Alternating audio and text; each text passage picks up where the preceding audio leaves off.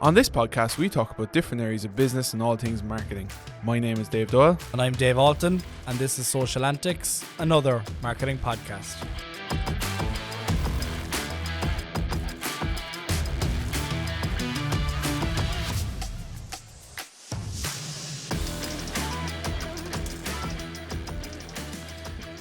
Hey guys, welcome back to Social Antics. And when I say welcome back, I do really mean welcome back. It's been a long time coming now at this stage. Dave 218 days, a good 218 days rest is what this was, and you dragged me back somehow or another. You say rest now, it's like you took a good academic holiday, Christmas holiday. We finished off last November. Everyone thinks that we don't work. We're the hardest working people around the place at the moment, yeah. So thanks, welcome back. You can probably notice a bit of a difference. Before you ever only had to listen to us, now you have to look at us as well, which is great. In 4K. 4K, high def. It's great to be back. I suppose a bit of a difference this time around is, first off, we want to welcome, you can't see him off camera there, is Mr. Owen Good, who's after coming in, kicking, screaming, dragged in to be a producer for us. So it's fantastic to have Owen on board. I suppose we could nearly say we have a live audience now, couldn't we? We have a live audience. That's very intimidating, actually. Yeah. Usually just myself and yourself. We can edit it afterwards. Yeah, it's great. So that's the first change. The second change, obviously, is we're in a bar. We haven't come up for a name for the bar, so any suggestions is more than welcome. But I suppose the whole idea behind the bar was, if anyone's listened to us before, you'd hear Dave moaning on about missing the pub during the COVID and all that kind of stuff, missing the pub, wanting the pint. So I said I'd pandemic proof just in case anything went wrong again, and I built you a bar, Dave. And to be fair, it's a lovely bar. It's one of my favourite bars in the studio at the moment. Yeah, definitely. We followed on the old trend of everyone was building pubs and bars and shebeens out their back gardens and stuff. So we said, we have our own one. I wouldn't mind. You could have done this during the pandemic when, I was missing the bar, as opposed to now when you're dragging me out of the bar on the day that we record to come in here instead. That was not bad, to be fair. The other reason I could have done it before the pandemic or during the pandemic was the materials were cheaper as well. They went through the roof after. Now, in fairness, the one thing I will say is that because you've actually built the bar, we've decided to change it up a little bit, whereby I've brought the drink. We've never had a drink before. We've never had a drink on Social Antics before. I was going to correct you there. Never. We've had a drink before. First one. How do you think we started the podcast? Great. Yeah. No. So we got this week. What have we got? This week we have. It's called Tutti Frutti by Brewery, and I must say, it's refreshingly delightful. And I would say this isn't a hashtag ad. This no, is it's actually not. No, lovely. we actually went out and had to buy this. Had to buy this with our own money, and they don't know we're doing this or anything, just in case the Instagram warriors are giving out saying that we'll do anything. No, very, very nice. Now, what I would say, and again, one thing, where neither of us are craft beer enthusiasts, we're not beer snobs, any of that kind of jazz, like beer, like alcohol, all that kind of jazz. Drink responsibly. Yeah, we need to put that at the end, actually. And make sure we put that at the end. Get in trouble otherwise by the police.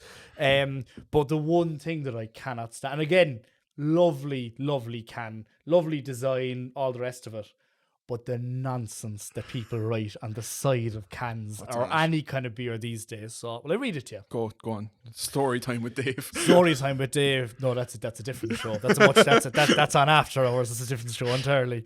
So, our Urban Jungle range celebrates Brewery's adventurous side. Find your animal spirit with Urban Jungle. So you can see where this is kind of going there straight away, right? Love it so far. Inspired by the classic sweets, Tutti Frutti Tropical Pale Ale is bursting with a rainbow of aromas and flavours. Not just a rainbow of aromas and flavours, which includes mango, passion fruit and pineapple, and real fruit puree and extracts. An explosion of sweetness and a silky soft body make it an easy drinking beer to delight the senses with every sip. A juicy, hazy beer. It's going. This is my favorite bit. A juicy, hazy beer that's sunshine in a glass, no matter the weather, any time of year. It does look it, no? It's absolute good. I like that. Nonsense. No, I love it. Absolute nonsense. No, and that's basically how this podcast goes, is you just love marketing because it helps make you money, whereas I think the amount of marketing around the place is just absolute nonsense altogether. A lot of it is terrible. Well, going on that. So again, the beer, thumbs up, design of the can, love it. copywriting needs to improve. Well, look, it worked so well. It grabbed your attention and made you buy it. No, it didn't. That's my thing that I do. I go around looking for terrible advertising everywhere that I go just because I think it's fantastic. Well done to the lads there in Brew. And again, not hashtag ad. Not hashtag ad. So I suppose, look, when you mentioned there around the whole area, we kind of love marketing and love seeing adverts and things that last and all this kind of stuff. And I suppose that's kind of a nod to what we wanted to push in our lovely studio. Do you know that the quality streeting lasted the ages? How much that cost us to buy? That cost quite a lot of money. That was a fucking sweet, tin that's in someone's tin kitchen with no sweets in it, and it costs like 25 Have quid. you opened it yet? I didn't check inside. I don't want to. I actually I want to find something we don't want. We've a couple of nods to other brand, like we're big fans there. Brewdog, we have that. Dave is keeping guard of the jellies over on his side. We've a couple of marketing books up there, a few little bits spotted around the place, and then your typical bar kind of bits as well. But that's the way we're going to run. We're going to try and have something different to drink every week. We're going to stick with the craft beers. We're going to stick good local, all that kind of stuff. Well, local, UK, Ireland, local, like very local. Yeah, very local. Yeah, it's a big circle. So every week, effectively, what we do here is we talk about the things that have happened in the last week in relation to business, marketing, society, anything you want, basically, in terms of what's capturing people's interest. And again, we probably have a bit of an alternative or a different take on it. You're the practitioner looking at things from a revenue perspective. I'm somewhat more ethical than you are, so therefore I'm the person who looks at this through a more critical, possibly lens, and kind of picks things apart a small bit more. But this week, what topic are we going to discuss?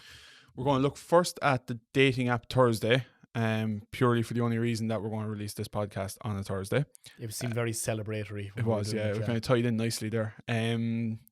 What else we're going to look at? We're going to look at Elon Musk and his takeover of not just Twitter, but probably going to be the world by the end of it when he's done, the way he's going, and a few other bits along the way. So I suppose kicking off this week, what we're going to chat about is Thursday, as we mentioned. So new dating app on the scene, based over in the UK. They're basically starting to get known for a lot of their kind of, I suppose, PR stunts. We'll even say guerrilla marketing and that whole word, kind of shock factor, I suppose. And what they've done recently, which it's out a couple of weeks now, I suppose, but it's really kind of caught our attention, and we definitely wanted to bring it on for the first episode, was that they put out a call on LinkedIn, but what they've done is they put up an advert, a blank advert now, literally a white page on the tube in London, and basically put out a call for members of the general public, people using LinkedIn in this case, to come up with copy, to come up with content to put onto the advert, and they'll run it out. And I just think it was very, very clever. And since they put it out, it's kind of blown up a little bit for them, which is fantastic. Over the last couple of weeks, gathering a bit of traction. Yeah, I think, like, to be fair to them, and we'll talk about a little bit later on in terms of why marketing needs to have a number of different elements, in terms of the tech needs to fit in with the attention, needs to fit in with the story, all the rest of it.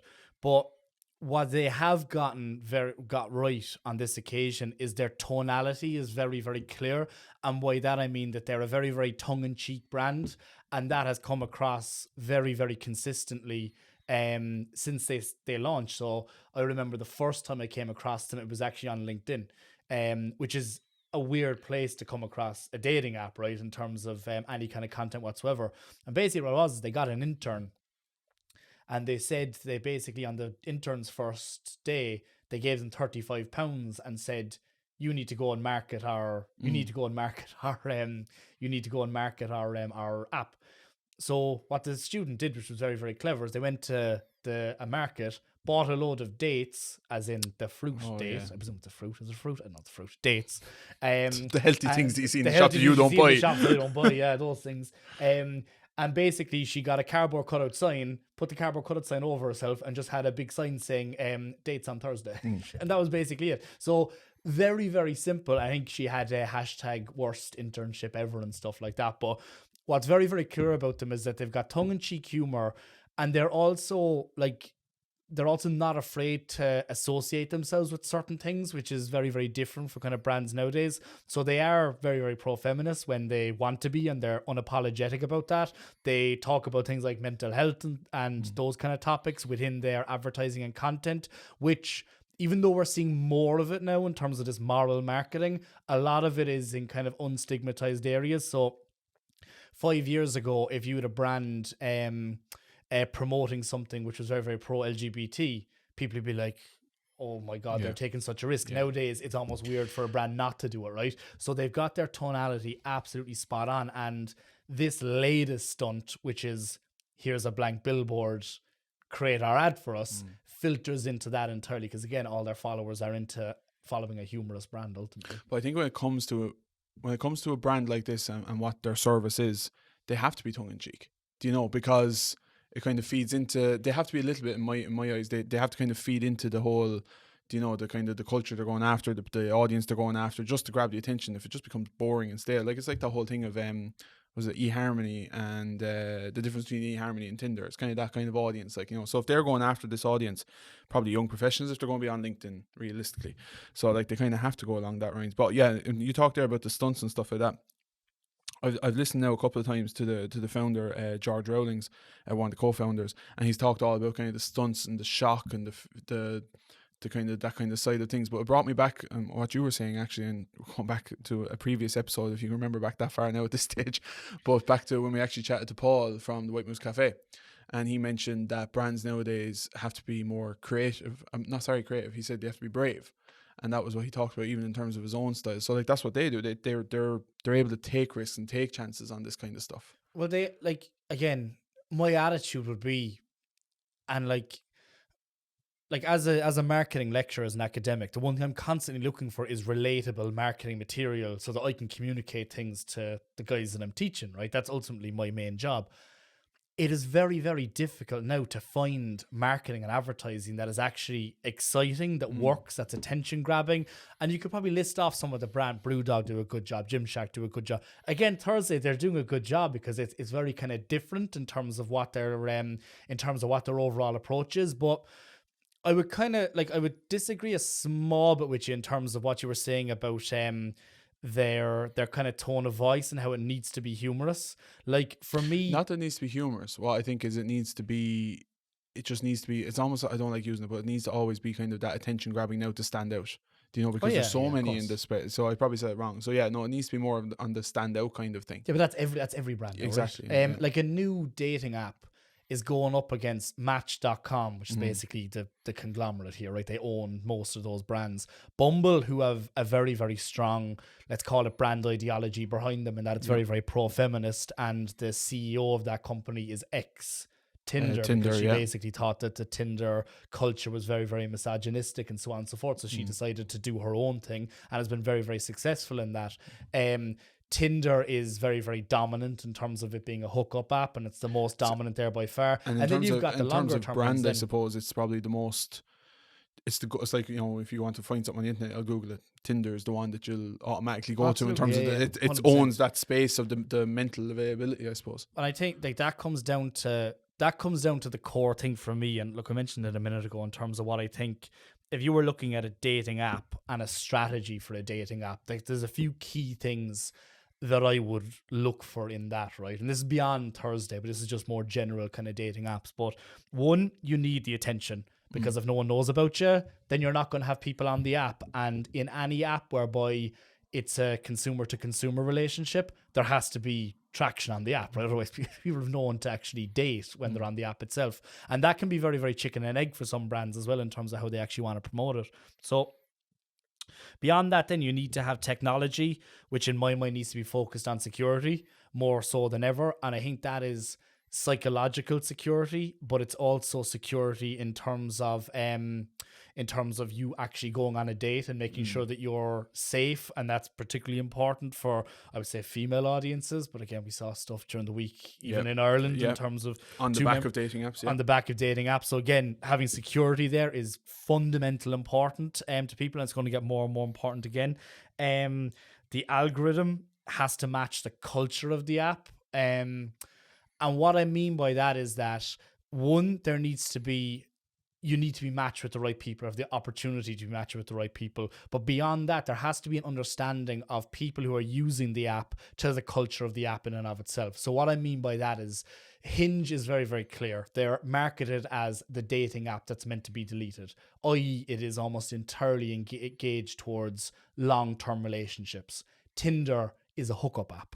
If you've got a load of people on Tinder and some of them want long-term relationships and some of them are just into hookups, that doesn't work because people's motives and attitudes and behaviors aren't aligned, basically. And there was a paper that I read when we were kind of researching this particular topic, and it talks about this idea of kind of sociosexuality. And this idea of sociosexuality is that the only way that an app works is if there is some sort of congruence between the attitudes and motivations of the different types of genders, and then homosexuals, heterosexuals, and what they actually want out of that app in and of itself. Because again, if you've got people who are looking for long-term relationships, and you've got a lot of people going, do you want to meet? Do you want to meet and bang? That doesn't work. No, simply put, we put a kind of a brand on, or an overarching name on so many brands now that they try to be all things to everybody, and it just doesn't work. Do you know? So they have, as you were saying there, they have to find their audience and go for it. Yeah, 100%. And again, this is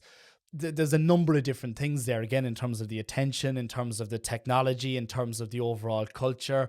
I mean, fundamentally, if an app like this is going to survive against, again, a Match.com or something like that, they have to do things a little bit differently. So again, on the security side of things, particularly in terms of the tech, there has to be a huge amount of, I suppose, impetus on what that security actually looks like. So again, very, very simple things. So again, when I was doing a bit of research for this, I went onto Reddit, and I just find a random thread, which is basically what would you want from a dating app. And from just that very, very brief scan, there was a number of ideas there. The idea that when you go on the first date, it has to be a double date. For example, you go with a friend and then someone else would bring along a friend and you do the double date. The idea that the app would have a firewall in place where you can't screenshot messages. Because a lot of people nowadays don't like the idea that, oh, I think I'm talking to this person, whereas actually it's a female and there's a group of males in a house just passing a phone around, taking the piss, or whatever the story is. The idea that if you wanted to, much like gambling apps, send in a picture of your passport. Yeah. And you have to be a verified user. We've talked about that across all the platforms. Yeah, exactly. That they all need to bring that in. Oh, 100%. But I think that's something that would be really, really key to making an app like this, work. So, right. Hypothetical question now, right? If I was looking for a friend to put them on a dating app, that they were looking for a date. Do you think I was born yesterday, do you? What dating apps do you use?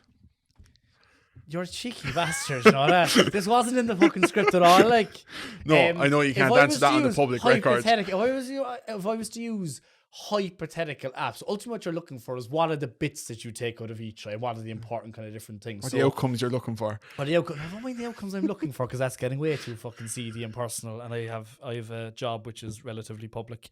The key here, and again, this isn't just my opinion, right? This is what the research is kind of based off of, right? So before this, I did research, which I usually amazing. do. Actually, we actually came to this for work. I know, yeah. So this data was all published in the journal, which is Evolutionary Psychological Sciences, is in my opinion. Say that one again. What is that? Evolutionary Psychological Science. Fair play after a few drinks in. I know, that's because you were late.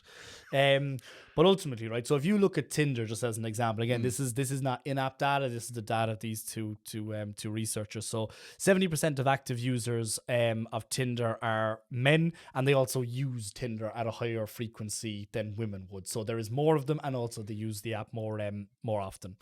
Unsurprisingly, the top 10% of, if you look at this in terms of percentiles, in terms of the amount of matches, get the most matches. So the top 10% of women and the top 10% of men are the ones that get the most matches on the platform, right?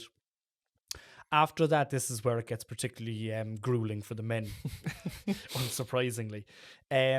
So if you look at the bottom 10%, then the bottom 10% of male consumers will, roughly speaking, get a match once a week. For the female consumers in the bottom 10 percentile, they get one a day still. So basically, there's a mismatch here between the amount that you're swiping and the amount that you're actually getting matching. Now, that might seem a bit kind of laughy jokey, but there's also kind of a self-esteem element here, right? If you're using an app quite a lot and you're not getting any dates, you're not even getting matches, that's going to be pretty soul destroying for you as a male or a female consumer. So what this particular study did was basically mapped out that if you're in the bottom kind of 10%, we'll say, of male consumers, you would have to swipe 6,000 times before you got one date out of that, based on the probability of a match. Saying, yeah, you have to go into a nightclub and talk to 6,000 people before you get a date. That's the other thing, that there's very little correlation. If you go out on a night out, you're more likely to actually hook up with someone than actually using the app, is what the science basically said, or what the kind of research said. So the other thing beyond this, and this is really, really important for an app like Thursday, is that only 13% of app users who use Tinder were long-term users. So that means 1.5 years later. So ultimately what that means, if we're to look at the data and show that the majority of people don't actually hook up from the app, and you have a lot of people coming off the app, i.e. only 13% use it beyond a year and a half, that ultimately means that the app isn't serving its purpose, right? And that's where an app like Thursday needs to be very, very clear in terms of what their business model is, and making sure that you keep consumers on there for as long as possible. Hinge makes sense, because Hinge, they want you on there, they want you to get into a long-term relationship.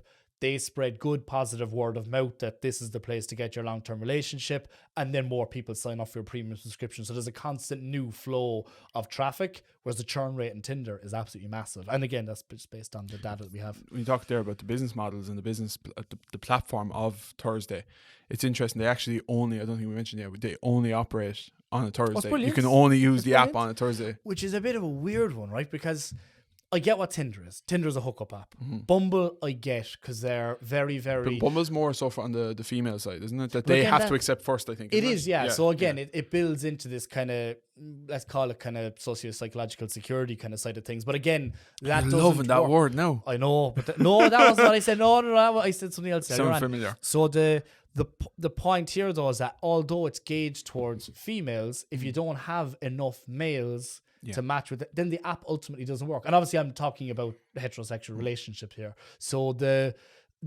key here is that the balance needs to be right, and therefore when you're talking about things like marketing certain events and stuff like that, there needs to be a balance in terms of who you're attracting to those events. But again, with Thursday, it's an interesting one. Like, the app is only active on a Thursday. Their social postings, even, I think they even stick to a Thursday as well. And they launch events on a Thursday, and like, they partner with some big brands. So they partner with Bolt. They do events at Brewdog quite a lot in terms of their bars all over the UK.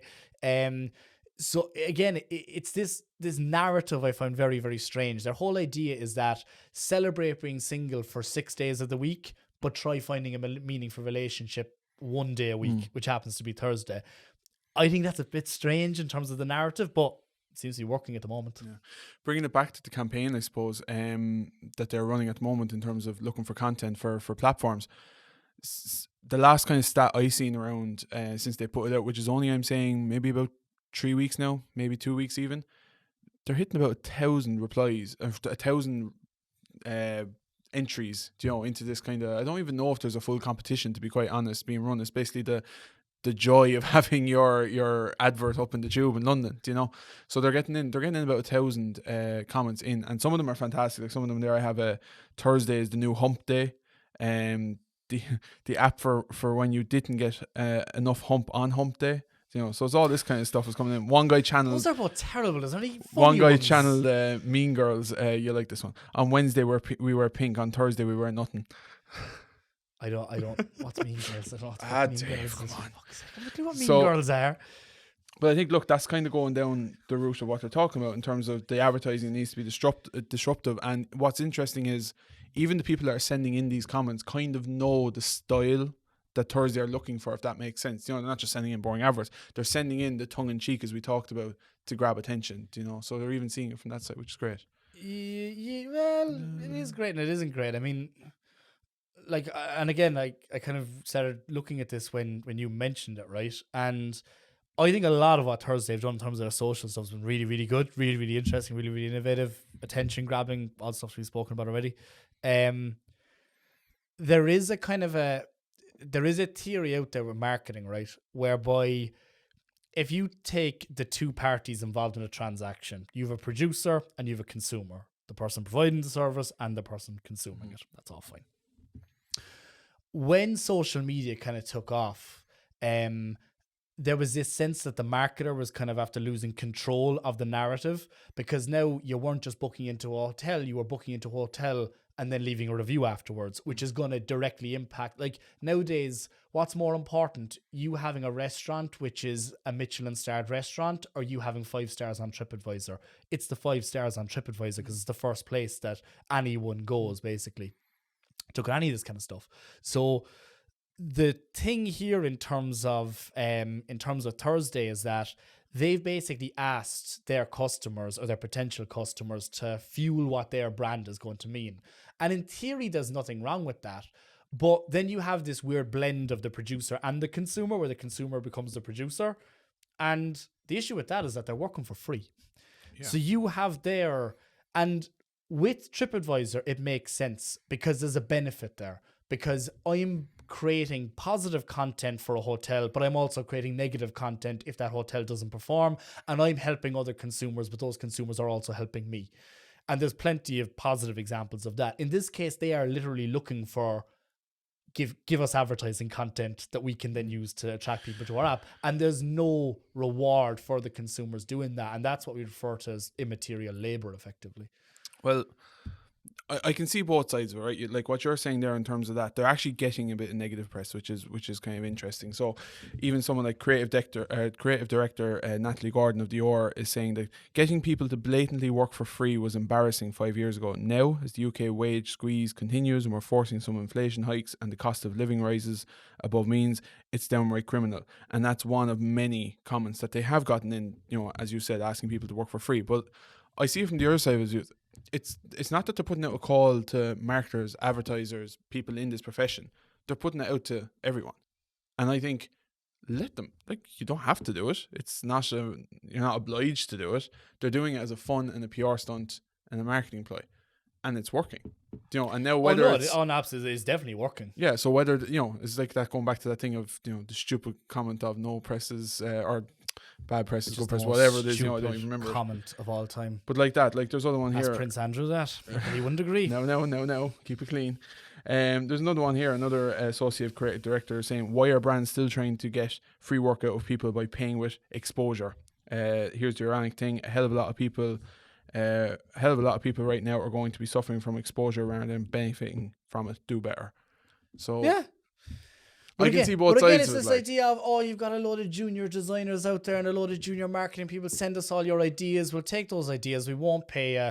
But it's their choice. If they want to send the stuff in, that's their choice. Yeah, no, but is there not? They're stupid enough to send it in and work for free then, if that's the case. You can't call the consumer stupid. That's you're not allowed to do that. Fundamentally, consumers, not the users of the app, the people that sent in the content and then give out that they're working for free. Yes. Look, fundamentally, from a marketing perspective, does it work? Absolutely, it works, because people will send in stuff. It will end up on billboards. It will get seen by people, and it's user-generated content, so it's sort of safe, right? And that the users or the consumers have kind of sent this in. I do have a fundamental issue with brands not making consumers, but presenting an opportunity for consumers, which predominantly, for example, right, if you're a young marketer straight out of college, you're seeing this and like, it's my opportunity to get some exposure. The chance of you getting exposure to this is so small, because there's so many people contributing to it, that they're almost selling a sort of they're selling some sort of they're selling sort of you can achieve a goal by doing this, when in actuality the chance of you doing that or not, like the lottery, it could be you, but it fucking probably won't be. Do you know what I mean? So that's the kind of issue that I kind of have here. And again, it's working for them. So from a marketing perspective, fair play to them. It's working really, really well. But from a more theoretical, consumers should not be, or people should not be working for free. I hate that word, consumers. People should not be working for free. That's again something that should be taken into account. Like, why don't they make it better? Why don't they go into several universities over in the UK and basically run the exact same competition, and whoever gets the university that gets the right slogan or that gets the most slogans published, or put a number of slogans up and run the competition on social media, all of the students that sent in the slogans get a scholarship for a couple of years. Just something which gives back. Brilliant idea. But are they going to get the same publicity they're getting?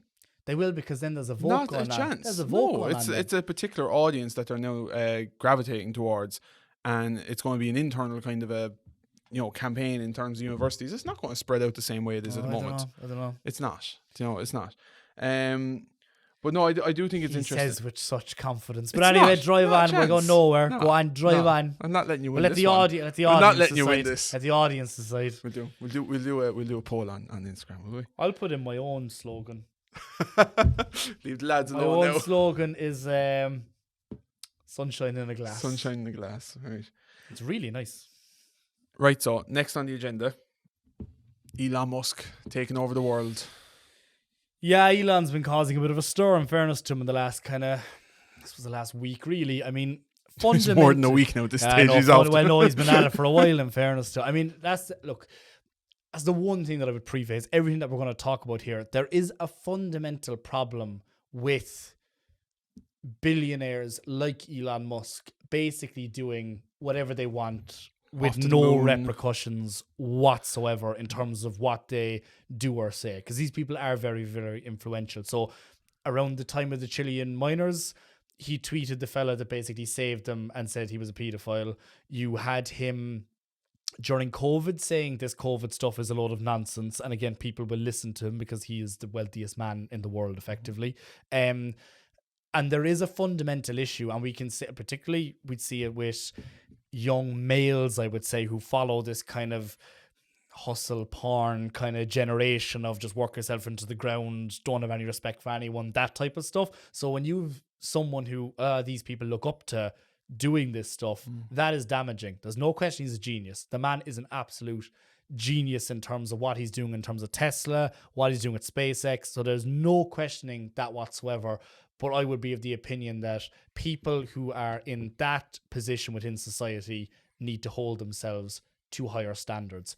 I can act the maggot on this podcast, but nobody listens to me or cares what I say, so it's fine. They listen to bloody Elon Musk, so that's the trick here, right? But so ultimately, in the last kind of week or so, Elon Musk bid to buy Twitter, to take over the whole thing. So effectively, what he did is that he already owned, so he bought 9.2% of Twitter stock, right? He then put in a bid to the board of directors to basically buy Twitter outright, which would have been a valuation of about 40 billion euros if you were to translate it across. The Twitter board isn't having it, and there's two reasons for that. Either one, they're not taking Elon Musk seriously because of who Elon Musk is and his track record kind of of notion, saying things. yeah. Yeah, he's done this before, you know. Or they don't think that his bid is at a high enough value that they would sell it at that particular price. So once he got to the kind of 9.2%, they offered him a seat on the board. He then realized that if I own that percentage and I go on the board, I can't buy more of the company. So basically he said, I don't want the seat on the board. I'm going to stay on the sidelines. I want the whole lot. Exactly. I want the whole lot, effectively. So I think what's interesting here is that the bid that he's put in is, roughly speaking, and this data is from the journal. So roughly speaking, what he's bid is about 16% more than the average share price in Q1 of 2022. So that would suggest, yeah, that's a pretty good deal. Why aren't the board taking it? But if you compare it to 2021, Twitter at one point hit a high of 70 euros per share. So therefore, again, if you were to benchmark it against this year's price, way below. If you were going to do it based on last year's price, then maybe he could go a bit higher, basically, in terms of what he's looking to bid for the what he's going to bid for the overall company. And Musk since has been tweeting things like, well, the Twitter board has almost no shares, and why are they making this decision, all the rest of it. Now, again, there is some logic to a board of a company not having shares, because they're not making decisions then for their own personal gain. They're making those decisions for the good of the overall company. So I think there's again, there's a fundamental issue here with someone basically engaging in a public bidding process on Twitter, the platform that he's looking to buy, and pressuring the board into making a decision when he's got track record in doing these kind of things. So, like, people may not be aware, but a number of years ago, he tweeted something along the lines of funding secured, saying that he was basically going to take Tesla fully private. No, he didn't have funding secured. It was just a tweet to drive the price either up or down. There's multiple examples of where he's done this. So if you then have someone in that position who's got track record, and the SEC have put in place, which is basically a slap on the wrist, it doesn't actually do anything, but he needs to basically run all of his tweets by lawyers and solicitors to make sure he doesn't manipulate the stock price, which is illegal, by the way. If you're earning $100,000 a year, that's illegal. If you're Elon Musk, perfectly happy days, which again is the issue that we're kind of experiencing here. So it's very, very interesting in terms of how things have developed. And look, Twitter's board have brought in the poison pill, which I can talk about in a minute. But what do you think of the whole kind of scenario in terms of what he's trying to do, what he might do, and all the rest? I just think it's like them all. They're all just trying to garner more power and stuff. Like, he's coming out saying, this whole thing of free speech and all this, and I'm just kind of fed up with them all trying to grab more of the pie. Stick to what they're good at. They're doing what they're good at. Like, it's coming out now that I even saw an article now today, which has kind of changed this slightly more, that a person you're a fan of would be Professor Scott Galloway. He has now come out and said that basically he doesn't have the money to do it. He's bluffing his whole way to the doors of Twitter, knocking on him. He would have to take out a loan against his Tesla stock, which is he going to put his? Not a chance. Is he going to put the first child in jeopardy? No. To adopt someone else, basically, Not a chance is he going to. So I don't know how long he's going to keep it going for, or what the next plan is. He might have something up his sleeve, but I just don't see it happening. But as you said there, my favorite thing is the platform he's using to talk about this publicly is the platform he's trying to buy. But it's what he's done for years. So if you I would say that, and you wanted to come on to this conversation anyway, right? But organic social, right? If you take any public figure and where they have the most authority out of all of the platforms, the majority of them, and I know there's a few Kardashians and so on and so forth, very, very strong Instagram following, but in terms of the volume of people who have a lot of power, Twitter is the place to be. There are a huge amount of very, very influential people who drive a lot of public policy, public thought, and all the rest of it via Twitter in particular, from an individual perspective. Trump was a perfect example. But I was just going to say, anytime you even see in the media any, this politician's after saying this, the government are after coming out and standing by this, whatever it is, it's always a quote from one of them on Twitter. That's where they pull everything from. It's never, they put out a story there on Instagram. It just doesn't really come from that. It's news, ultimately. Yeah. I mean, you will drive, and I know that if we're going to go back a bit and talk about Brexit, Cambridge Analytica, which we don't want to go into, right? We've done all that before. But social media platforms have been proven to be very, very easy to hijack. Not easy to hijack. They could be hijacked, can be hijacked. And they can manipulate quite a lot of people, and a lot of very, very bad things can happen. Trump, Brexit, general divide in America. You can go on. In this particular case, it's narrower, it's not as dangerous, but it still shows the potential for it to be dangerous. Yeah, that's the important. If he gets hold of it, what happens then? Yeah. That's the big thing. And that's where we've talked, in terms of the likes of Facebook now being Meta. That's happened actually since the last time we this is stupid name. Fucking name. But this whole thing of Meta, and how much of the space that company owns. We've talked about this, that should they, they have such a monopoly, should they start being disbanded and start being separate companies and start having separate rules and boards and whatever it is.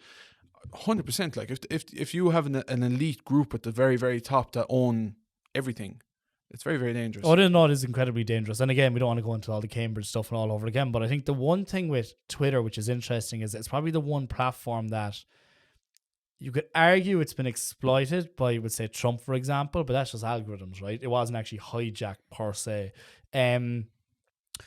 But as a news source, I still find that there is, and if you look at the stock price of your Amazon, your Facebook, all those tech giants, Twitter is the one that is constantly fell behind every single one of them. They're finding it very, very difficult to monetize that business, which is very, very strange because it's the one where I would say, if you were to take a straw poll of all of my colleagues, friends, whatever, it's the one we all use the most because it's where you go for news, it's where you go for different opinion, conversation, all this kind of stuff, which you don't get with the other platforms. You want to see a nice picture of a lasagna, go onto Instagram. You want to see a dancing dog, go onto TikTok. And I love a dancing dog on TikTok. But if you want news, you go to Twitter, ultimately. Speaking of that, they're actually interesting when you talk about the ad platforms and TikTok in particular. We've talked about it here before, but TikTok itself is online to surpass the combined ad revenues of Twitter and Snapchat, both combined. So it's expected to triple this year to about 11.64 billion. Which was only 3.88 billion in 2021. Still big numbers, but Twitter is sitting at just short of 6 billion, and Snapchat are just short of 5 billion. So combined. Now, when I hear statements like this, you have to obviously think of it and look at it a bit more.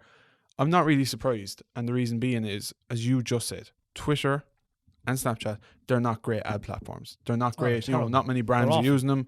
They were trying to push the whole thing on Snapchat. It just didn't really work. It fell flat, and now everyone's moved over to TikTok.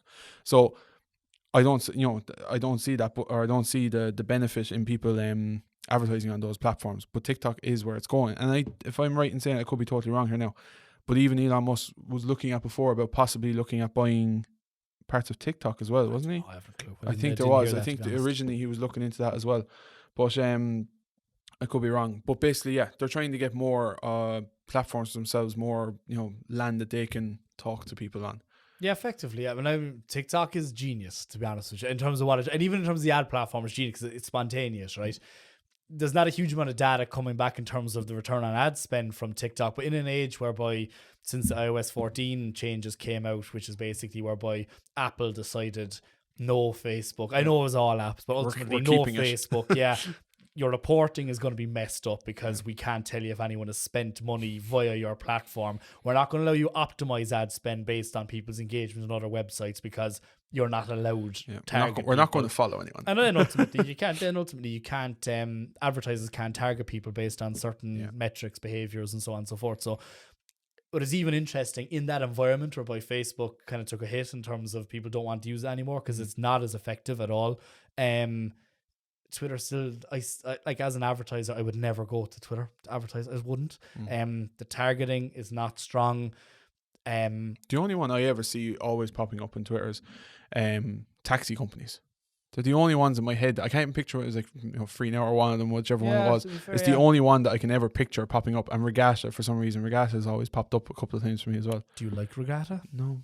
I think I have a couple of Regatta jackets, and that's about it. Very limited. Yeah, that's the reason why. Yeah, but I think in terms of Thursday, I'll give a bit of homework for people at home if they want to listen to something extra. So if they've made it this far, Matt, it's a great name, Matt McNeil Love. That's the other co-founder of Thursday. He does a great podcast actually. We're going to promote another podcast with Social Minds over in the UK, and he talks all about obviously the founding of Thursday, what they do and how they do it.